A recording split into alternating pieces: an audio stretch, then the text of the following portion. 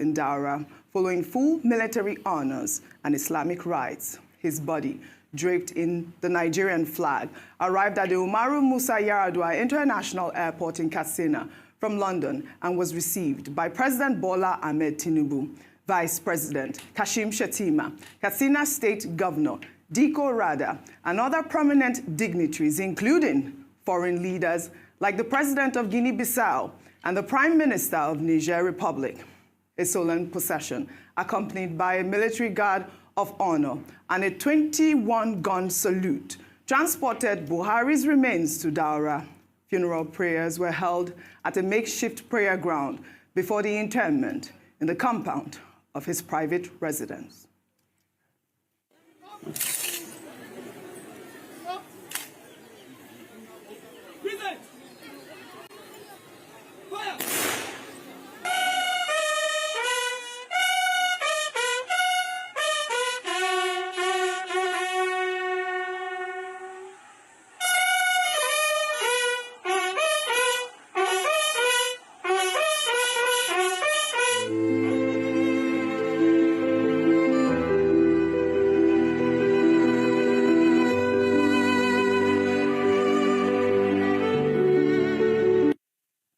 Well, the burial was attended by a vast gathering of family members, top government officials, traditional rulers, and mourners from across Nigeria and beyond, including First Lady Senator Oluremi Tinubu, who was at the airport to receive Buhari's widow, former First Lady Aisha Buhari, former Vice Presidents Professor Yemi Osinbajo and Atiku Abubakar were in attendance, along with Governors Uba Sani of Kaduna State, Dapo Abiodun of Ogun State, Babajide Sanwo-Olu of Lagos State, and Africa's richest man, Aliko Dangote. Former Minister of Transportation, Rotimi Amechi, was spotted wearing a white turban, while the host governor, Diko Rada of Katsina State, was seen weeping throughout the interment. A notable photograph depicting President Bola Ahmed Tinubu bowing respectfully before Buhari's draped casket, highlighting the transfer of power and the final farewell to a significant figure in Nigerian history, has gone viral.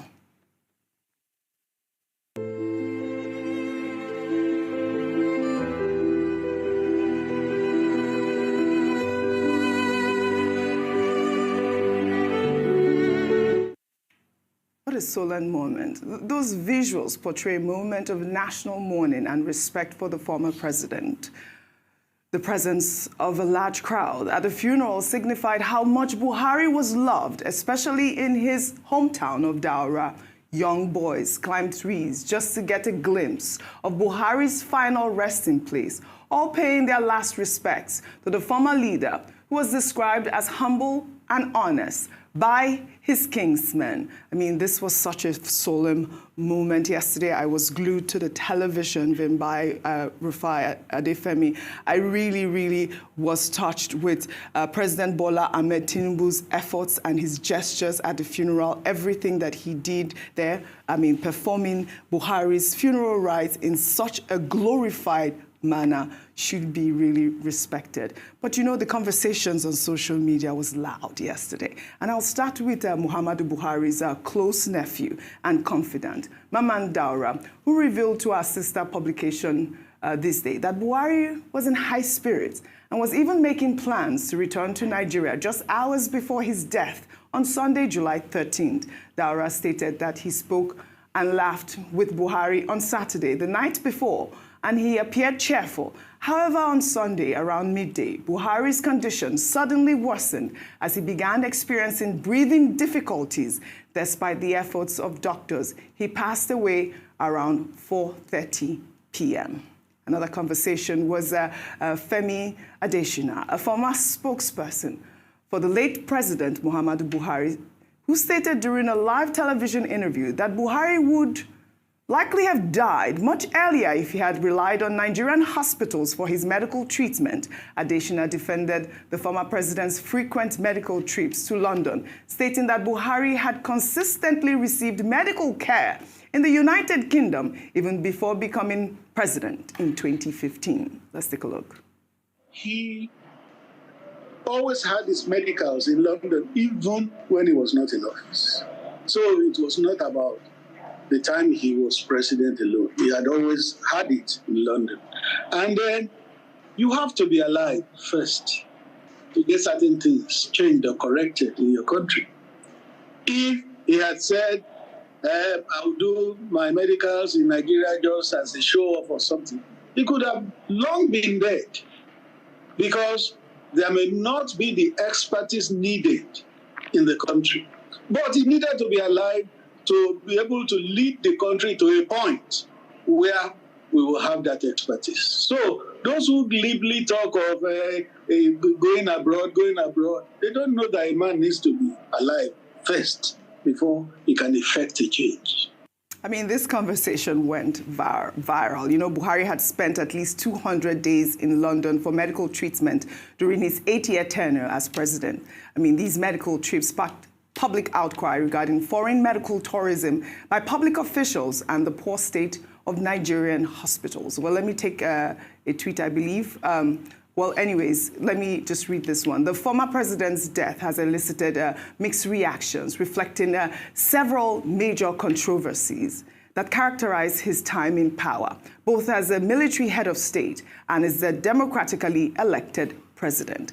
Key controversies, Adefemi, let me tell you. One was the raid of judges' homes in 2016. During his civilian presidency, the Department of State Services conducted controversial midnight raids on the homes of several senior judges alleging corruption. This action was widely condemned by critics as an attack on judicial independence. Then you remember when he talked about lazy Nigerian youths, that comment in 2018, his comment which implied that many Nigerian youths were content to do nothing, which sparked widespread outrage and lazy Nigerian youth hashtag, if you remember that, highlighting a perceived disconnect between the government and the struggles of young people. Then there was the Twitter ban in 2021, following Twitter's deletion of one of Buhari's tweets for violating its policies. His government banned the platform in Nigeria for 7 months. Remember that?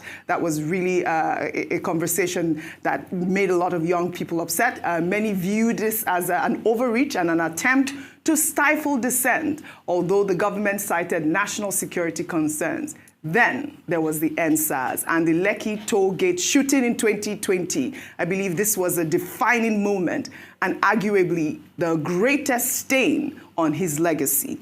The nationwide protest against police brutality under the hashtag NSAS movement ended abruptly when soldiers opened fire on unarmed demonstrators at the Lekki toll gate. Buhari's subsequent televised address, which largely ignored the killings, further fueled public anger and widened the trust deficit. And of course, the Naira redesign debacle in 2023 towards the end of his second term. The sudden Naira redesign policy led to severe cash scarcity, causing widespread public frustration, economic disruption, and protests across the country. Then, of course, the extended medical trips, which we would like to highlight. These controversies significantly marred his time in office. Before I take a reaction, Adefemi, I'd like your thoughts on, basically the way I highlighted those controversies. And those controversies were the ones that trailed his civilian rule. There were other controversies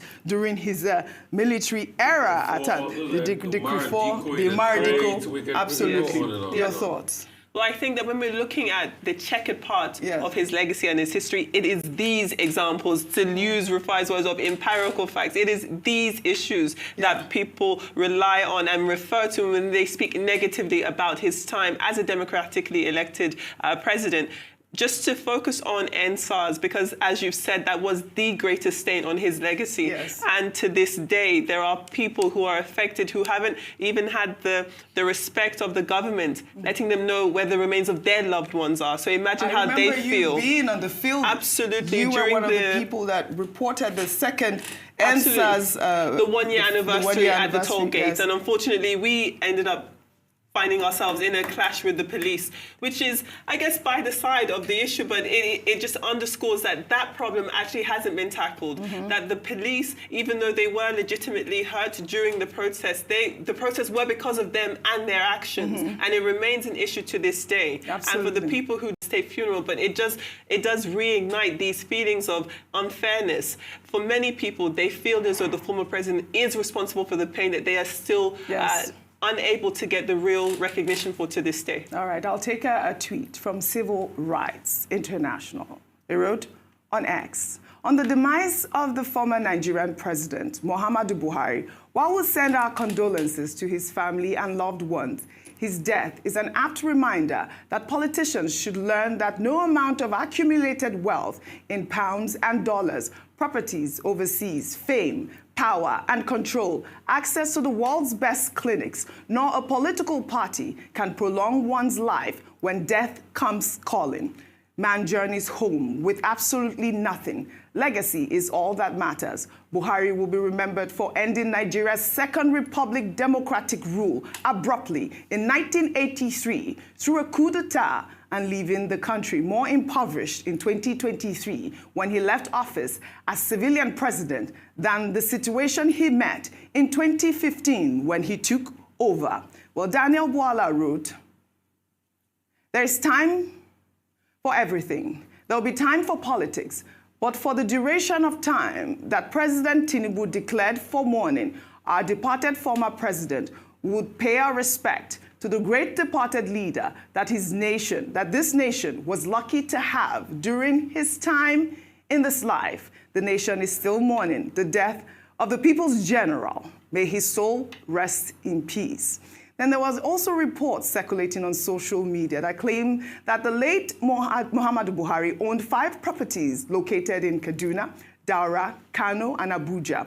His extensive agricultural holdings reportedly include farms and orchard, a ranch with 270 cattle, 25 sheep, 5 horses, and various birds. Reports indicate that he approximately had $150,000 in his personal bank account, along with 30 million naira in a Union Bank account. He also held shares in Berger Paints, Union Bank, and Sky Bank. Or during a meeting with King Charles in the United Kingdom back in November 2022, the late former president disclosed that any property he had were acquired before he assumed office and expressed that he felt much freer when he had nothing. And he asked me whether I have a house here. I say no. I have, even in Nigeria, the only house I have are those I have before I got into government, and I'm not very much interested in having, assets all over the place. I feel much more freer when I have nothing. We remember this video. I mean, we've always known that Buhari is a very simple man and frugal as well, they say. Well, also here's a compilation of unforgettable moments of the late former president, Muhammadu Buhari, who is considered one of the most humorous leaders Nigeria has ever had. Let's take a look. What do you miss the most about being in office?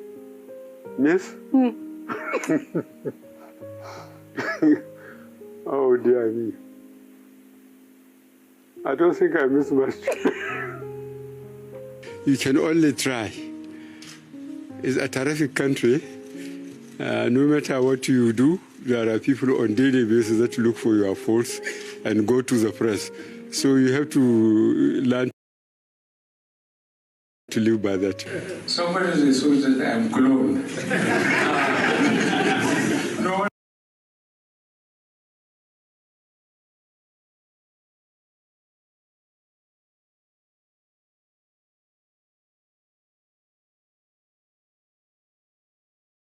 I forgot it until I was reminded. I was even called Baba Go Slow. No, those who are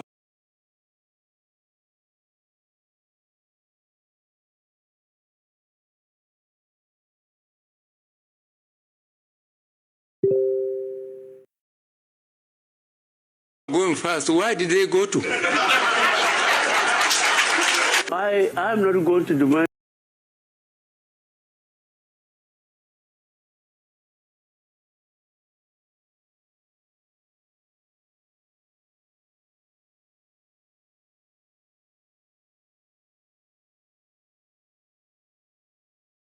any apology from anybody. What I'm demanding is the return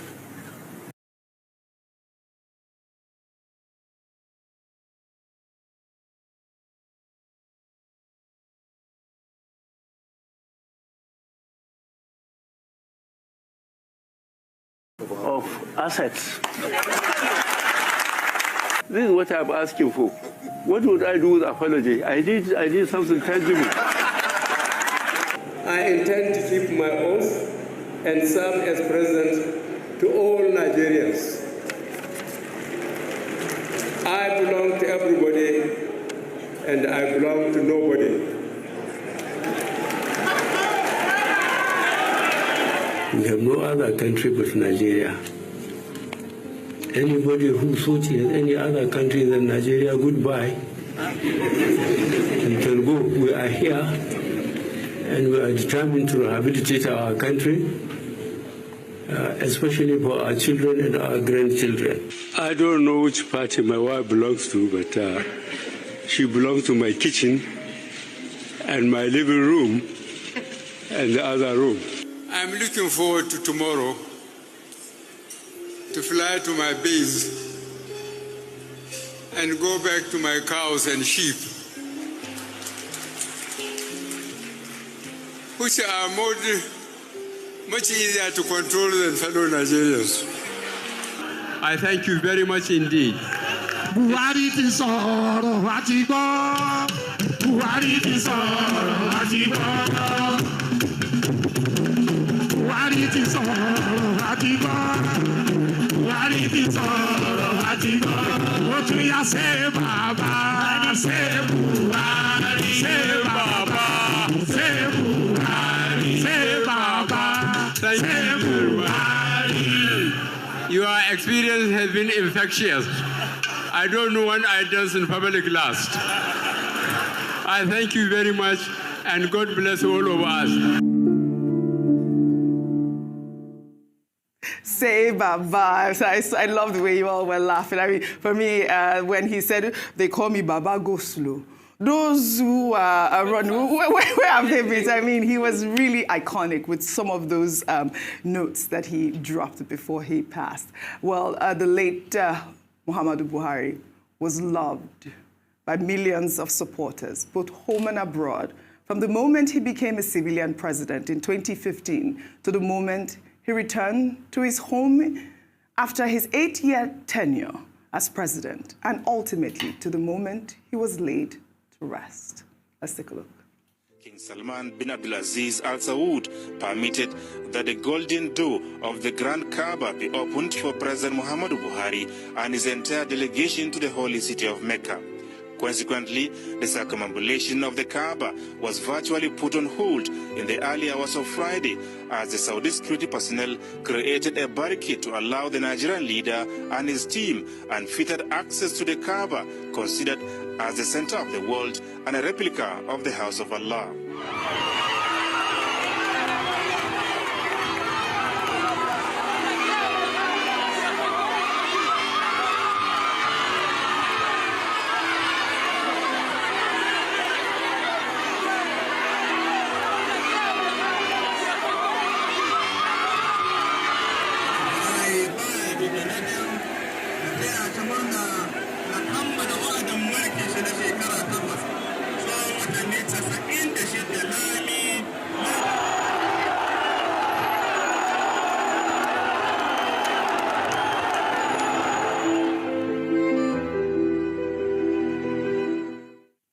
The general, may his soul rest in peace. Rufai. May his soul rest in peace and continue to rest. Like I said for 2 days now, the death of every man diminishes us, John Donne. I mean, he was a humorous man. Buhari had quick one-liners. Oji, this is even small compared to people that were with him in his closet. Buhari is one of quick-wit jokes about many things, like Al-Bashir did say yesterday. It was even part of his joke that made some Nigerians misunderstand him, you know. was loved by his family, was loved by people in the North. And you see, what we also forget is he was also loved a lot leading up to the 2015 elections in the South. He had a lot of goodwill. Where it was a cult following, he had a big cult following. I remember how they tagged February, and definitely people know he was going to win. People came out en masse to vote. But there are two sides to the story. At first, Nigerians forgave him for all that transpired between 83-ish to 85. And he had a path of redemption. And he made mistakes again. I'll talk about the Umar Diko affair, where we used the Israelis to bring Umar Diko back in a crate. And that affair was botched at Stansted. And Britain felt that we're violating their sovereignty. That affair didn't just stop at Umar Diko. It led to impounding planes in both countries. And a lot of people have said it relates to it, but I don't think it relates to it. There's no real link. But you know, about a year after, that was when, in February 86, that was when Britain stopped, allowing free entry to Nigerians. You had to get a visa. That was a blight in our history. Also, Decree 4 for journalists. The way journalists were treated. If you were on the receiving end, it was not a good one. People that were beaten on the streets for why? Were against indiscipline. That was not a good one. The governors that were incarcerated. And that's why, if you read the memoirs of Sir Bisi Akande, what he went through, and the fact that he could still even come around with Buhari to do this coalition thing, it was not an easy one for them. I remember how they had to sell him that he was a reformed Democrat. But Buhari did not show those vestiges when he got power. The way judges were arrested, raided in the night, the things that happened, the way he allowed the economy of this country go down. It was a do-it-yourself recession. Nigeria had no problems. President Buhari for 6 months. At first, Mr. Femi Adesina, same Mr. Femi Adesina that has the temerity to tell us that if he was a Nigerian doctors, he will have long passed. Yes. This same government that told us that they were clearing the Ogian stable. For 6 months, they didn't have ministers, so there was no leadership. And with due respect, Mr. Femi Adesina, it's best you don't even say things like that to us in Nigeria. Because the same hospital where Buhari died, there are Nigerians working there. What do you mean by that? What do you mean by that? How about you talk about providing centers of excellence in Nigeria? When they set up the federal medical centers, we're not supposed to be centers of excellence. Which country that we like to compare ourselves with, when Boris Johnson was sick of COVID, he went to St. Thomas. Yes, in London. Trump goes to Walter Reed. Exactly. Why would you tell us something like that? And the fact is, Nigerians work in the hospital Buhari died. So are you thinking those Nigerians can bring their competency if we make it available for us to be able to do things properly? So don't tell us things like that. Then NSAS happen, which is unforgivable. We have never healed from NSAS. You see, healing comes from, and you remember you were right when you were talking about healing yesterday, but in response to healing comes from justice. Vimbai. Truth, justice, and reconciliation. People have not seen justice being done. Was that what happened in NSAS? Yes, money was given. Money is not justice. Money for lives, limbs that were broken, 5-10 million naira, is that what will bring justice back? Justice is acceptance of hurts. So if Nigeria want to heal, leaders will learn to tell the truth. So we celebrate him, but his life also shows for other leaders coming at the back that, see, there's a lot of work to be done, and we must be careful. Absolutely. Vimbai, I mean, that viral photograph of President Tinubu taking a bow made headlines. I mean, it's basically the picture of the day. I'd like your thoughts on Buhari's the efforts he made for the funeral rites of our late President, Muhammadu Buhari. Okay, the efforts made by President Tinubu, I think that we do need to commend him because he was given an honorable, dignified state funeral. Especially given the context that we know that in the context of Islamic burials, simplicity and humility are paramount. However, given that, he was still able to pay attention to the small details. In the morning, I spoke about, the body coming out of the front cabin of the airplane as opposed to out of the cargo, which might look like a minuscule detail, but if you're looking at it in the broader context of optics, it's a huge honor to say that, no, we're not putting you in the cargo. We're going to bring you out of the same door that you would have walked into going into the aircraft. He was in the same cabin. I mean, like the presidents, usually presidents stay in the cabin for the plane, not in the cargo hold, right? In some countries, you do find them in the cargo hold when they're returning back. We've seen it. It has happened in Zimbabwe when Robert Mugabe was brought back, and it happens in some instances.